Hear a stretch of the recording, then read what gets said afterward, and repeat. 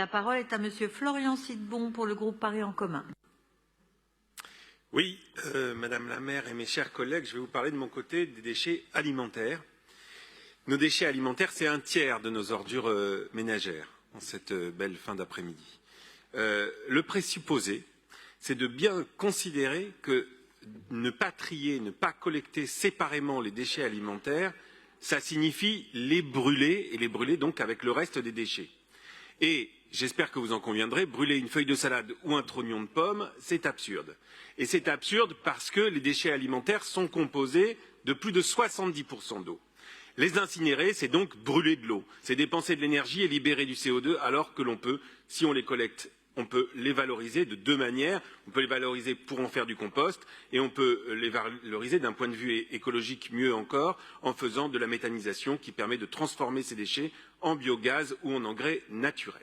Alors convaincue très tôt de cette nécessité et pour y parvenir, la mairie de Paris a très tôt expérimenté. Elle a expérimenté la collecte des déchets des cantines des écoles dès 2015, la collecte dans un certain nombre d'arrondissements dès 2017. Elle a encouragé la mise en place de composteurs dans les copropriétés, en lien avec le SICTOM, dans les copropriétés évidemment dans lesquelles cela a été possible et qu'ils souhaitaient, en lien donc avec le SICTOM. Elle a mis en place des composteurs dans un certain nombre d'équipements publics, notamment les écoles. Elle a distribué des lombrics-composteurs gratuitement et donc aujourd'hui, Paris compte 630 composteurs collectifs dans des copropriétés, 464 dans les équipements municipaux, dont 360 écoles, et 60 composteurs de quartier.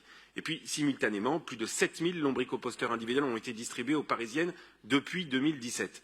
Elle a surtout rendu possible le compostage pour tous en distribuant gratuitement des bioseaux et des sacs poubelles compostables sur tous les marchés parisiens dans des conteneurs mis en place les jours de marché, puis aujourd'hui dans des conteneurs fixes et hermétique, je le précise, parce qu'en matière de compostage, il y a beaucoup de fantasmes négatifs, alors que donc ce sont des bacs hermétiques et qui ne produisent pas d'odeur, en fait. Et donc sur ces mêmes points de collecte, donc les endroits de marché.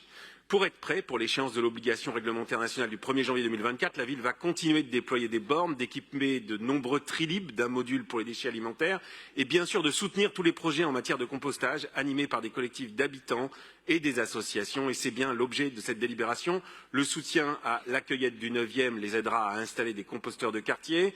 L'association Les Fourmis qui jardinent dans le 13e poursuivra son projet d'enclos à compost au sein de l'école du Noy, tandis que l'asso Passerelle.info propose de promouvoir et faciliter le compostage dans les écoles en proposant des ateliers en classe, des formations pour les enseignants et un guide méthodologique. Et l'on sait bien que dans ces nouvelles habitudes à prendre, nos enfants et leur éducation, c'est évidemment primordial et c'est souvent eux qui nous rappellent à l'ordre. Je n'ai pas été trop loin, il me reste 1 minute pour à mon tour remercier Colombe de son écoute, de sa disponibilité, de son énergie, de son action, par amour pour nos déchets, mais surtout par amour de leur réduction et de leur collecte plus vertueuse et plus écologique.